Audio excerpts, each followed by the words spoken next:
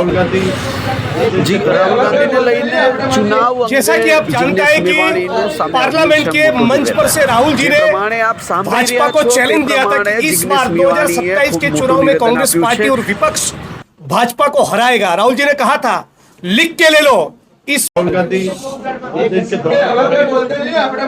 जैसा कि आप जानते हैं कि पार्लियामेंट के मंच पर से राहुल जी ने भाजपा को चैलेंज दिया था कि इस बार 2027 के चुनाव में कांग्रेस पार्टी और विपक्ष भाजपा को हराएगा। राहुल जी ने कहा था, लिख के ले लो इस बार गुजरात में आपको हराएंगे। गुजरात प्रदेश कांग्रेस समिति की ओर से भी हम कह रहे हैं कि लिख के ले लो, इस बार हम भी गुजरात प्रदेश कांग्रेस समिति यहाँ की भाजपा को हराएगी। ताकत से लड़ेंगे, सड़क पर उतरेंगे, इंकलाब करेंगे। जो दिनकर ने कहा था, याचना नहीं अब रण होगा, जीवन जय या कि मरण होगा। कड़े मुकाबले के लिए हम तैयार हैं। अधिवेशन भी पार्टी का अप्रैल में हो रहा है, तो स्वाभाविक तौर पे राहुल जी तैयारी के लिए आए। सबको मिलने वाले एक नई ऊर्जा है, पॉजिटिविटी है। कहाँ गलतियां हुई, कहाँ क्षति रहेगी, उसके ऊपर भी मंथन होगा और एक बेहतर कांग्रेस का निर्माण कैसे हो, बेहतर गुजरात का कैसे निर्माण हो, उसका खाका लेकर आने वाले दिनों में सड़क पर उतरेंगे, जनसंपर्क करेंगे। लालजी भाई,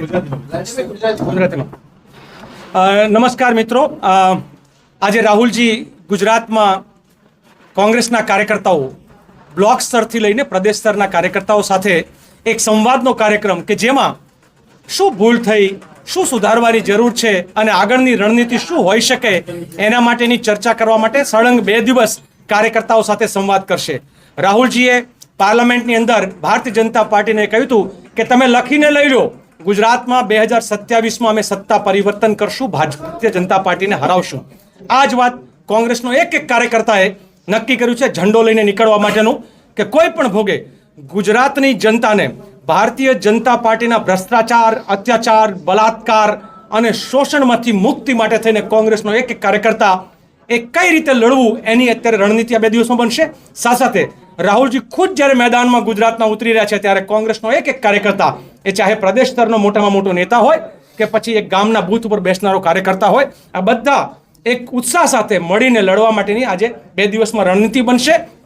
નજીકના ભવિષ્યમાં આપ સૌને જોવા મળશે કે કોંગ્રેસનો કાર્યકર્તા પદયાત્રાઓ દ્વારા જનતાની વચ્ચે, બૂથની વચ્ચે, લોકોની વચ્ચે જશે અને લોકોની સમસ્યાઓ જે છે એને ઉજાગર કરવાનું અને સરકારની સામે બાથ ભીડવાનું काम करशे। मारी बातने पूरी करता पहला एटलुं ज कहूं के गुजरातनुं अत्यारनुं जे मॉडल जे छे ए गुजरातना शासको, आईएएस अने आईपीएस ऑफिसरो आ बधा ज मळीने अने बिल्डरो आ बधा ज मळीने जे रीते गरीबोना झोपड़ाओ पर बुलडोजरथी मांडी अने जमीनोने हथियावाथी मांडी अने बूथो उपर विधिवत रीते तंत्र द्वारा चूंटणीओ कराववानुं जे काम करी रह्युं छे, एटले गुजरातनी प्रजा उपर भारतीय जनता पार्टीना 3 दशकाना जे अजगरनो जे भरडो छे ए भरडामांथी मुक्त करवा माटे आंदोलनकारी लोको जे छे ए गुजरातमां लोको माटे आंदोलन करशे।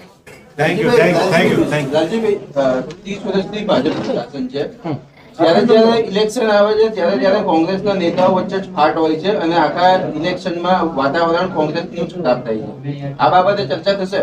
મને લાગે છે કે કોઈ પણ જે સ્વસ્થ પાર્ટી હોય અને કોંગ્રેસ જે છે ડેમોક્રેટિક પાર્ટી છે, मतभेदों होय, मनभेद नहीं होता, એટલે અમે લોકો અમારા મતભેદોની ચર્ચાઓ પણ ખુલીને કરીએ છીએ। ભારતીય જનતા પાર્ટી જેવું નથી કે સંઘી શાસનમાં એકનો આદેશ ચાલે ને બાકીના બધાય ડોકું ધોણાવવાનું ને કોઈએ કશું બોલવાનું નહીં, એ કોંગ્રેસનું કલ્ચર નથી। પરંતુ સાથે સાથે હું એ પણ કહું કે તમે એમ કહો કે કોંગ્રેસમાં જૂથવાદ કોઈ પૂછે, ભારતીય જનતા પાર્ટીમાં અમિતભાઈનું, આનંદીબેનનું, હવે CR પાટીલનું, નીતિનભાઈનું કેટલા ગ્રુપ છે ગુજરાતમાં, હવે ગ્રુપો ગણવા અઘરા થઈ પડે અને એનું જ પરિણામ તમે અનેક જગ્યાએ જોવા મળો છો કે ક્યાંક જયેશ રાદડિયા જુદું કહેતા હોય તો પછી અન્ય પાર્ટીના લોકો અલગ કહેતા હોય। ફૂટી ગયેલી સરકારમાં એમની યાદી પણ પેપર લીકેજ થઈ જાય, આ પણ બધું જૂથવાદનો જ નમૂનો છે। Thank you.